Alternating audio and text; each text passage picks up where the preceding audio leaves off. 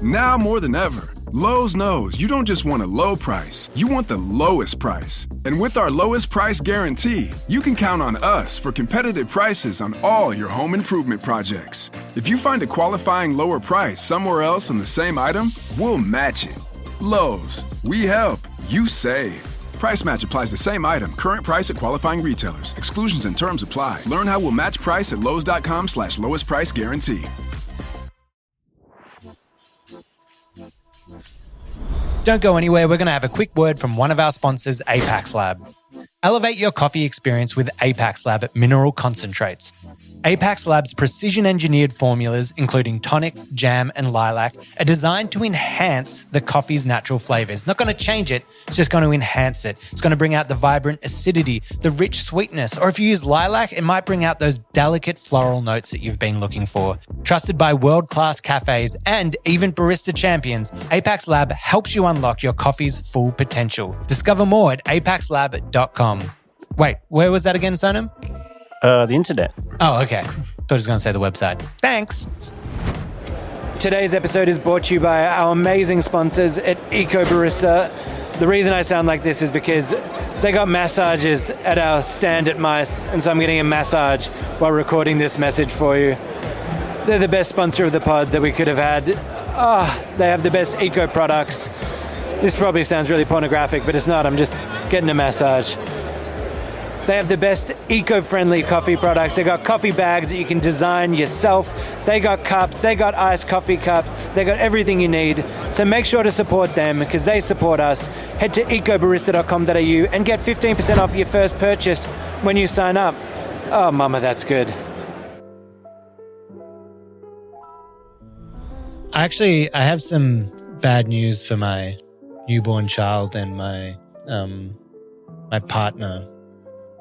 I think I'm in love. Man, what a guest he was. What a guest. Honestly, what a sweet I was like, thing. where is that going? Well, I think I've just fallen in love. He was so humble. He was so sweet, so generous with his time. And he's making what seems like one of the best home espresso machines on the market. So what's not to fall in love with there?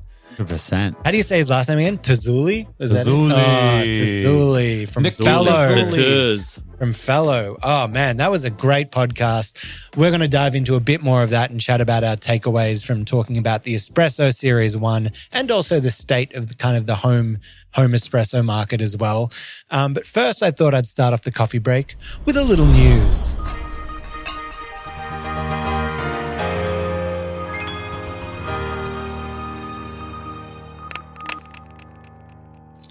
On the back of this piece of paper, I have the price that David Lynch's home espresso machine sold for at auction. David Lynch passed away earlier this year. He just had an estate auction selling off some of his stuff. It's a sad loss. One of the greatest filmmakers, known for making the original Dune, for making Mulholland Drive, and of course, the iconic TV series Twin Peaks. But at this auction, he just sold off his home espresso machine, which was a La Marzocco GS3. Now, this machine retails for around $7,000 USD, but I'm going to turn this around and show you what his machine sold for at auction. $57,785 US dollars, nearly 90,000 Australian dollars for the GS3.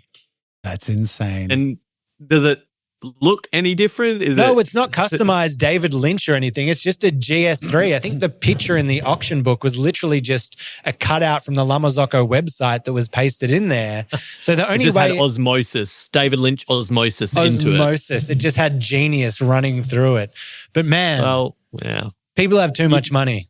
Got that, it's got well, that art. Yeah, exactly. It's art. You can't put a price on it, Well, maybe you can, and it's $60,000. But the coffee machine, David Lynch was kind of known for his love of coffee and that being such a regular part. It kind of fueled the creative process. So maybe people are buying it in the hope that they will be the next art house director.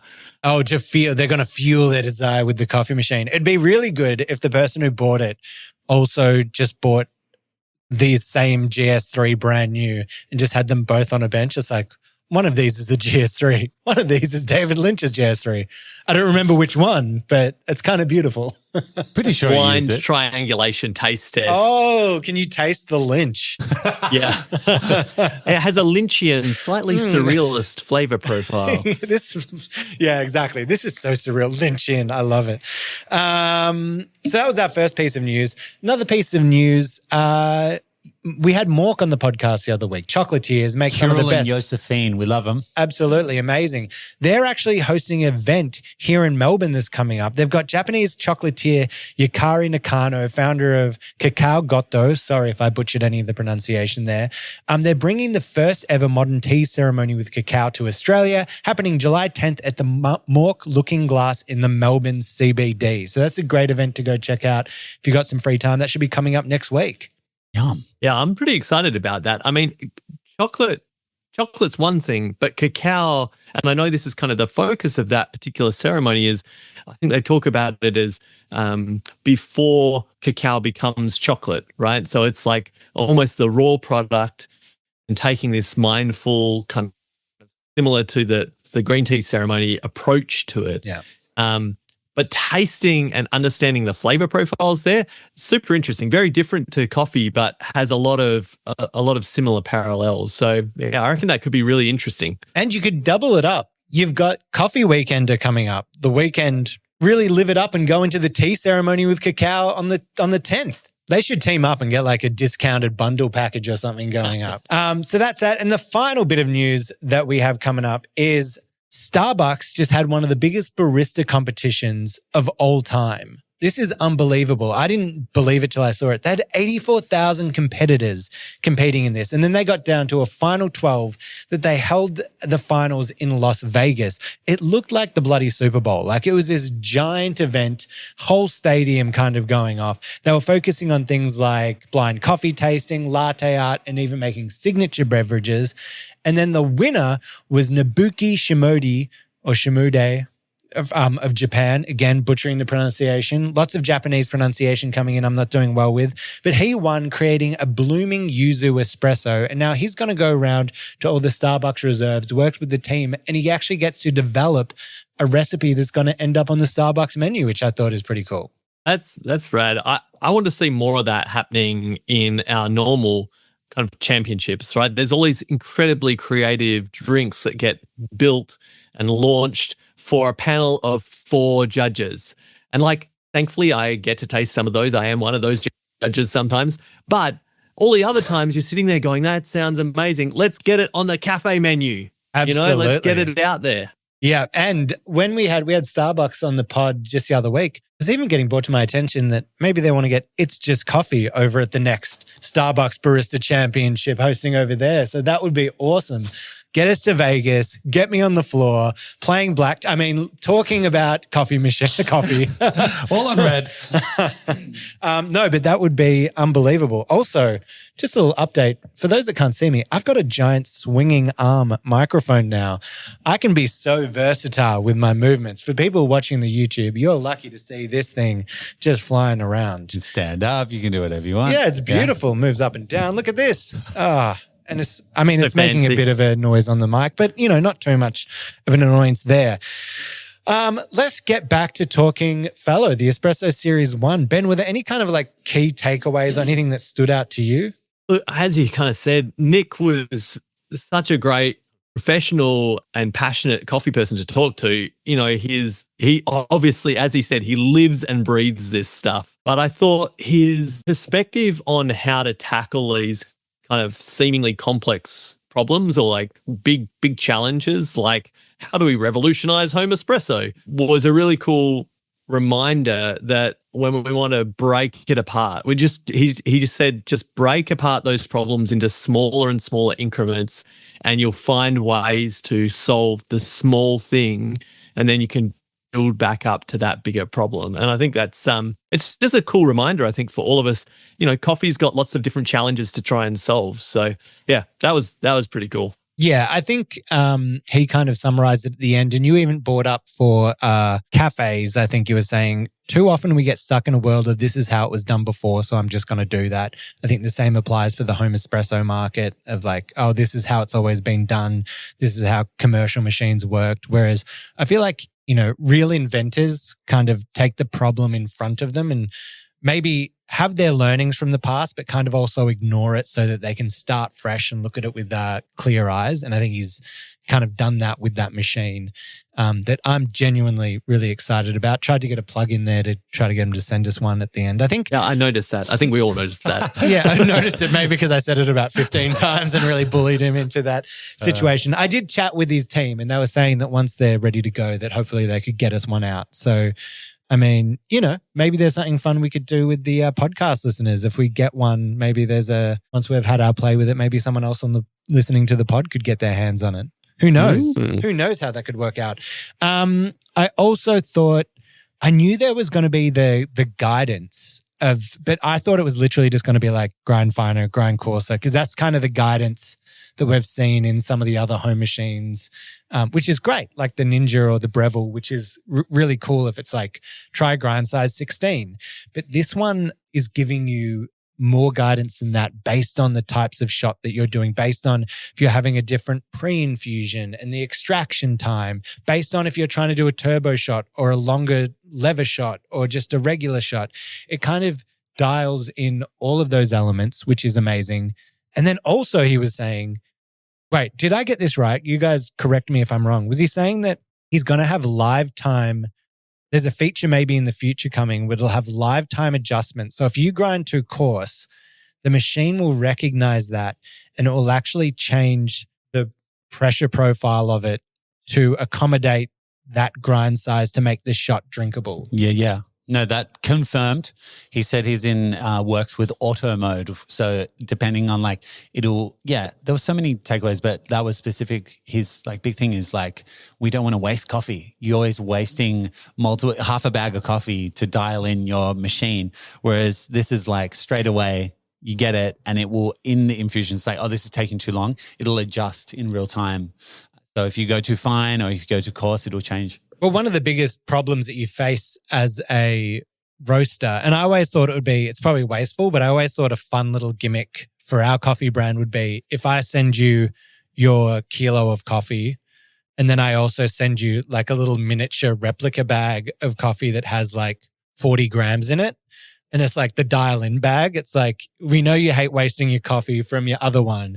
So here's 2 shots to try to get it to a good place before you really dive into your bag. His solution is much more elegant than mine, which is what if we just had the machine adjust so that it makes it a decent tasting coffee?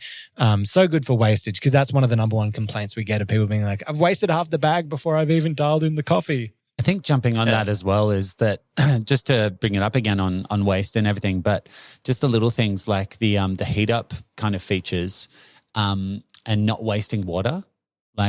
I've never heard of that issue even thought about but now that I think about it, you obviously you clean your machine, you do all those things and there's a lot of water that expelled. And I guess an issue with the engineering side is that if you're trying to heat up that quick, to heat up the portafilter or the bit at the end, right? That's what I got from it. Yep. You actually need to run coffee through it and it heats as it runs through. He's like, no, we sorted that out. That's so cool. Yeah. Amazing. And I think this is one of the problems. He didn't kind of phrase it in quite this way, but the challenges for home coffee making has often been throughput, right? Is that you make this intermittent, a couple of coffees here, a couple of coffees there. In the cafe, you warm up the machine. The first thing you do is pull a few kind of calibration, seasoning shots, but you're pushing a lot of coffee through and you've got coffees coming all the time throughout the day. At home, if you're I make one coffee in the morning, I make another coffee early afternoon, whatever it is, often you in the past, you need that throughput of water and coffee to kind of get a predictable result and get the temperature right. So I think this is super important because you are getting better consistency in terms of temperature, but then you're also not having to, as you say, waste all of that water, or maybe not waste all of the coffee if it can kind of compensate for that. So that's definitely a big win for less waste and getting better coffee quicker. I also think, and I'll speculate wildly here, but there has to be a new fellow espresso grinder on the horizon, is my thoughts. Like, they've got the fellow Opus, and that was kind of like, as home espresso is booming, they jumped in with that. It was super affordable. You could see it was like interesting. You could almost see the marketing before, because they had the fellow Ode, like $300, amazing filter coffee grinder, amazing build quality, like feels sturdy on your bench. Then they bought out the Opus, which was way cheaper, and they were trying to hit that like beginner market with like Bambinos and that kind of thing, you know, where it's like great grinder. I found it a little tricky to use with the grind adjustments, because you had to like, it had like a collar where you'd adjust, say, between the numbers 1 to 5, but those jumps were so huge, and then you had to go in and adjust between that number. So if you put it on number 4, you then had to go make micro adjustments within number 4 to adjust it left or right. So for me, I'm like, with this espresso machine, there's definitely going to be one that's going to partner with it more seamlessly, work with that guidance, work with making it easy to brew coffee. So I'm going to speculate wildly and say, expect to see that grinder announced in the next 6 months to a year. I think the home coffee space, because of the rise in popularity about making coffee at home, and obviously there's all of the reasons for that now, like people are getting more and more into coffee from a flavor perspective and the specialty thing and cost of living and all of those other, you know, pressures there that's driving people into that space.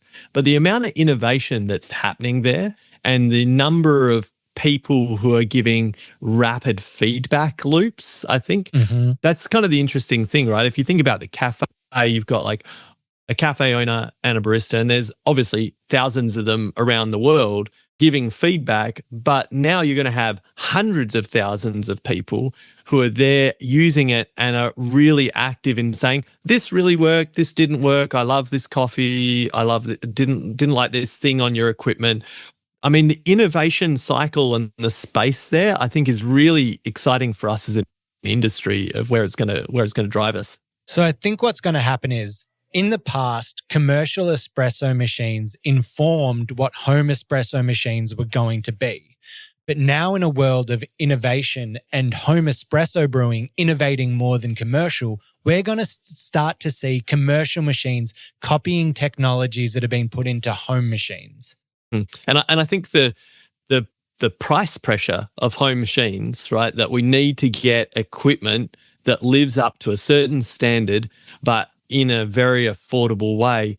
You know, what's the phrase of like the limitations are the mother of all invention, or like, you know, that if you have a limited scope, you have to find like elegant, unique solutions, which is exactly what Nick was talking about. And maybe that kind of innovative space is going to, again, as you say, Ron, push back up into the commercial space where they maybe haven't been as price conscious, although I know there's been a lot of innovation there, obviously, as well. Absolutely. What a great episode. Hopefully we get one in. We'll be able to talk about it once we get to experiment with that machine a little bit. Even if they don't send us one, I'm sure we'll make our way to get one ourselves. But thank you for joining us. That was a great one. Ben, you look beautiful. Thanks, everyone. You look beautiful. From the home studio here. From the home studio dialing in. If you're enjoying these, make sure to subscribe. We love it. It really helps out the podcast. We're putting a lot of effort in here to getting you the best guests, the best conversations, and also just providing some really valuable information to everyone out there. We also want to hear more from you. Right, Ben? Yeah, definitely. If you've got ideas and thoughts about where we could take the podcast, or if you know of someone who's doing some super inspiring stuff, or you've got a problem, an idea, an area of coffee that you want us to tackle and unpack, send us a message. We'd love to hear from you, and constantly looking for where's the need to unpack things that we can kind of tackle. Speaking of that, we had a listener messaging me the other day when we were talking about decaf, and we were having that thing. So there's two things. I've got Jamie Thompson has sent some liquid decaf. So the next time you're in the studio, we're going to try that. We should get Delicious. some great decaf and do a side-by-side comparison. So for those listening, liquid decaf is like a decaf concentrate. We want to put it up against some beautifully roasted decaf and see what that taste is like there. And I had another listener who owns a cafe who I think enjoyed it, but also was like, there's some things you missed while you were talking about this on the podcast. He's like, I just run the EK for our singles, but I can also use that for the decaf. So it's not just sitting having a spare grinder sitting around doing that. So that's a really great way to do it. If you got the EK sitting there and you got some beautifully roasted coffee, you can just single dose that through a grinder and give the customers a really great experience with doing that. But much like him, you can also reach out and tell us when we're getting something wrong, or if there's information that we don't have this correct that you want to inform us about. Any ideas, questions, shoot us an email at hello@itsjustcoffeepod.com. You can hit us on the socials at itsjustcoffee.podcast. And then we have a beautiful Sonam Sherpa walking in behind us. You've seen him on the show as he appears in. Hi, Sonam. So hit us up on that. We'd love to hear from you some more, and we'll catch you next week. Can we give a little sizzle? Have we got Andrew Lowe coming on the next episode of Coffee Supreme? That is going to be a huge episode, one of the empires of coffee down here, from New Zealand to Australia and also branching out to Tokyo. So we're going to look at some different markets there and how you approach tackling those different cultures when trying to start up roasteries and cafes. But that's about all the time we have for the coffee break this week. Ben, tell me that funny joke that you were telling me earlier. I want everyone to hear it. I said that I would only drink anaerobic coffees from here on out. You can't just say the same thing again. That's your joke. Yeah. Boo. All right, we'll see you next week, guys. Yeah, I'll see ya.